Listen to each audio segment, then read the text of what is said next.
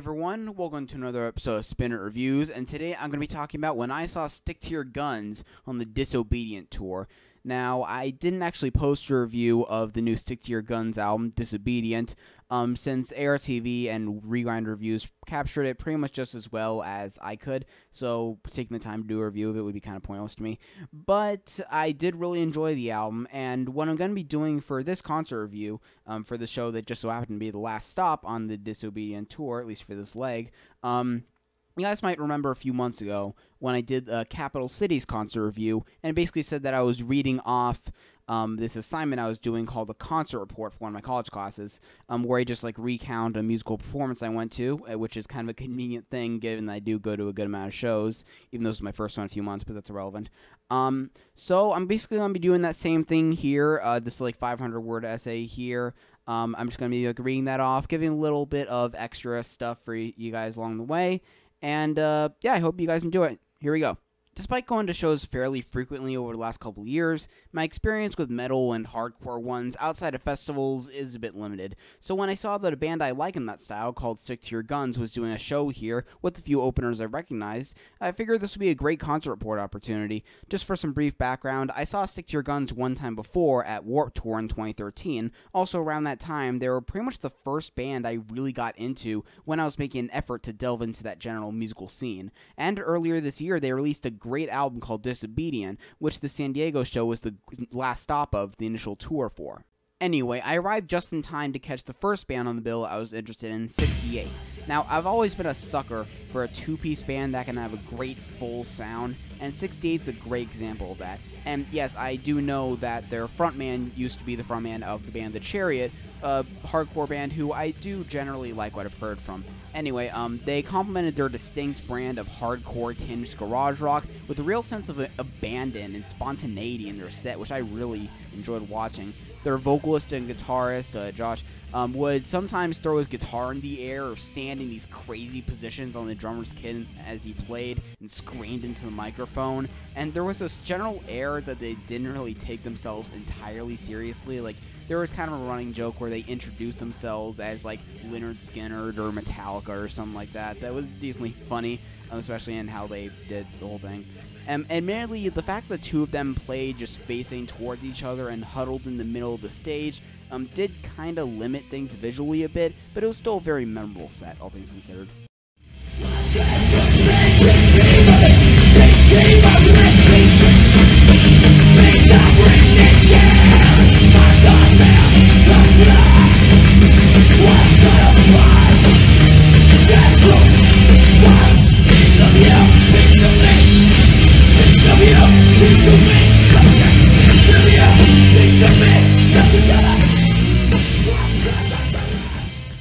Next up was Being as an Ocean, a post-hardcore band who's actually from here in San Diego, which is pretty cool. In contrast to 68, this is a 5-piece band with very meticulous, dynamic, and sort of atmospheric instrumentation. Even if I couldn't make out every word the vocalist was saying, I could tell there was just a ton of genuine emotion behind it. There are also multiple points where he'd step off the stage and into the crowd, just walking around everywhere the cord on his mic could take him. It's the kind of immersive set that really makes a guy regret not getting around to the album they put out last year.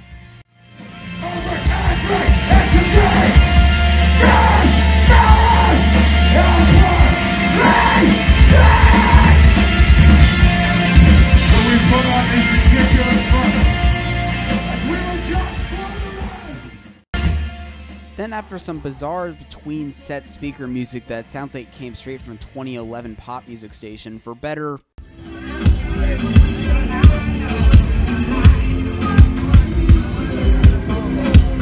or worse,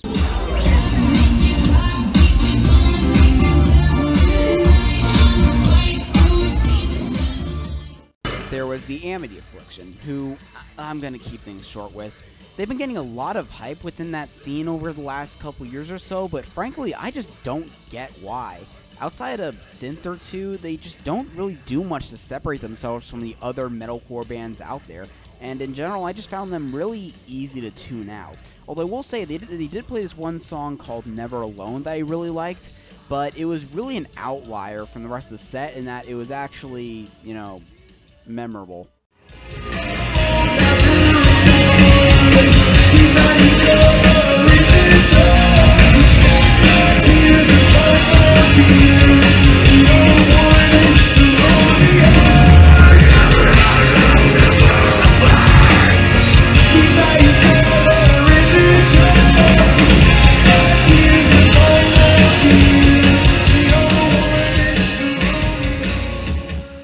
Finally, Stick to Your Guns came out, introduced with a police siren effect and a fake warning to evacuate the building, followed by frontman Jesse Barnett wearing a ski mask for the great lead single from Disobedient, Nobody. As you might be able to tell from that, Stick to Your Guns is a fairly political band, but they do manage to pull off a balance where it tends not to get overbearing or condescending or preachy, or overtake the music itself. Plus, the message does have a personal empowerment theme to it as well, which adds a certain sense of relatability.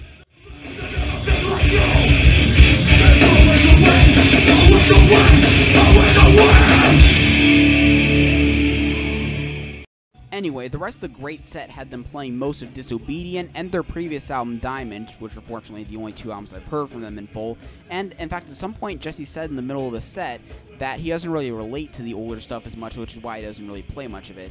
Anyway, the stuff from these two albums feature an effective combination of hardcore punk, metalcore, and infectiously rousing hard rock hooks.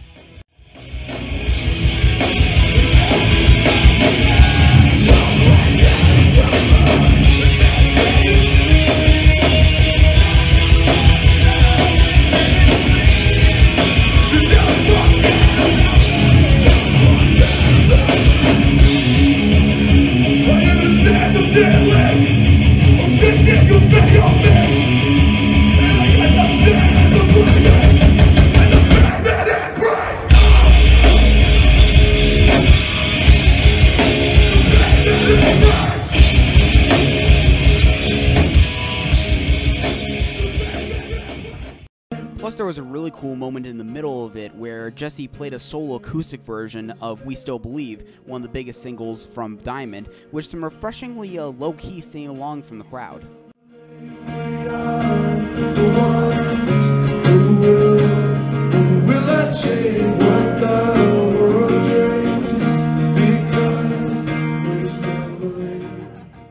Throw in some of Jesse's trademark motivational speeches from the stage, which are, again, really effective. And we have a great show. Again, this is just overall a really good show from some standouts in a genre that I'm otherwise admittedly pretty picky with. So if any of you guys have seen Stick to Your Guns live, especially on this tour here or earlier on, what do you guys think about it? Do you have some more similar experience that I did? Anything else you want to throw in if by some small chance you happen to be at this show too? If you've seen any of the opening bands, have any other stuff you want to say about that, let me know in the comments.